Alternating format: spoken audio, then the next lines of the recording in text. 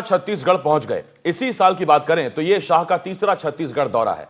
वैसे तो शाह शनिवार को ऐतिहासिक बस्तर दशहरा में शामिल होंगे, लेकिन जानकार मान रहे हैं कि शाह मार्च 2026 से पहले नक्सलियों के ताबूत में आखिरी कील ठोकने आ रहे हैं। हमारी यह रिपोर्ट देखिए।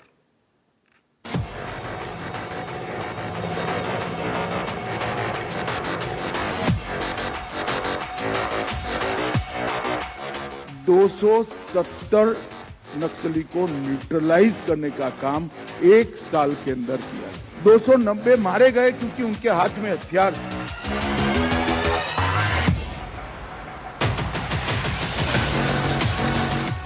जो हथियार छोड़कर सरेंडर होकर आना चाहते हैं, उनके लिए रेड कारपेट है। आइए भाई, आपका स्वागत है। आप मार्च भूले हुए हमारे ही लोग। हम किसी को मारना नहीं चाहते। मार्च 2026 31/3/26 को इस देश में से हथियारी नक्सलवाद समाप्त। ये वो डेडलाइन है जो केंद्रीय गृह मंत्री अमित शाह ने नक्सल के खात्मे के लिए तय की है। छत्तीसगढ़ के साथ साथ देश को नक्सल मुक्त करने के लिए शाह ने सिर्फ तारीख ही तय नहीं की, बल्कि तय समय या उससे पहले ही नक्सल का समूल नाश हो, इसके लिए वो लगातार कवायद कर रहे हैं।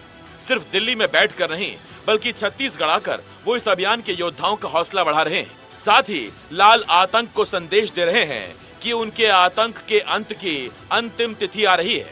इसी कड़ी में शाह एक बार फिर छत्तीसगढ़ आए। इसी साल की बात करें तो ये शाह का तीसरा दौरा है।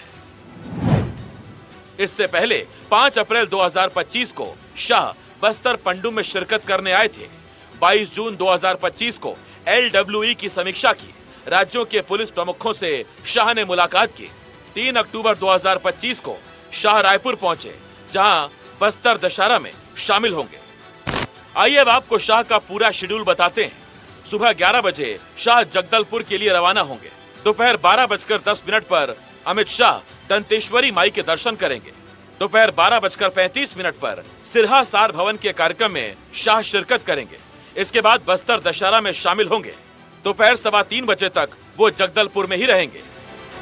दरअसल 19 सितंबर को महेश कश्यप की अगुवाई में बस्तर से एक दल अमित शाह से मिलने पहुंचा था। इन लोगों ने शाह से बस्तर दशहरा में शामिल होने का आग्रह किया था, जिसके बाद अमित शाह छत्तीसगढ़ आए हैं।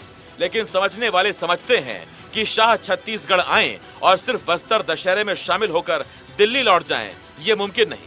अपने 2 दिनों के इस दौरे में जाहिर है शाह एंटी नक्सल ऑपरेशन की रफ्तार और स्थिति दोनों पर जानकारी लेंगे और जरूरी दिशा निर्देश भी देंगे। शाह रायपुर पहुंचे तो उनका भव्य स्वागत हुआ, लेकिन सुरक्षा बलों ने भी शाह के दौरे को लेकर स्वागत की तैयारी कर ली थी। शाह के दौरे से ऐन पहले बीजापुर जिले में कुल 103 नक्सलियों ने सरेंडर कर दिया। इनमें 49 नक्सलियों पर कुल 1 करोड़ 6 लाख रुपए का इनाम का ऐलान था। सरेंडर करने वालों में DVCM, PPCM, ACM जैसे पदों पर बैठे नक्सली शामिल थे। ऐसे में ये जानना बहुत जरूरी है कि कुछ ही दिन पहले अमित शाह ने कहा था कि नक्सली सरेंडर करें तो हम उनके लिए रेड कारपेट बिछाएंगे, लेकिन अगर वो आतंक के रास्ते पर कायम रहते हैं तो उनसे वैसे ही निपटा जाएगा। हमारी सरकार की नीति है, जो हथियार छोड़कर सरेंडर होकर आना चाहते हैं, उनके लिए रेड कारपेट है। आइए भाई, आपका स्वागत है। आप मार्ग भूले हुए हमारे ही लोग हो। हम किसी को मारना नहीं चाहते, मगर आप हथियार में लेकर निर्दोष आदिवासियों को मारना चाहते हैं, तो मेरी सरकार का धर्म है इनको बचाना और आपका साथ। छत्तीसगढ़ में जारी एंटी नक्सल अभियान की मार नक्सलियों पर इस कदर पड़ रही है कि अब नक्सली या तो ढेर हो रहे हैं या फिर मारे जा रहे हैं। अकेले बीजापुर जिले की बात करें तो 1 जनवरी से अब तक 420 नक्सली गिरफ्तार हुए हैं। 410 नक्सलियों ने सरेंडर कर दिया है। अलग अलग मुठभेड़ में 137 नक्सली ढेर हुए हैं।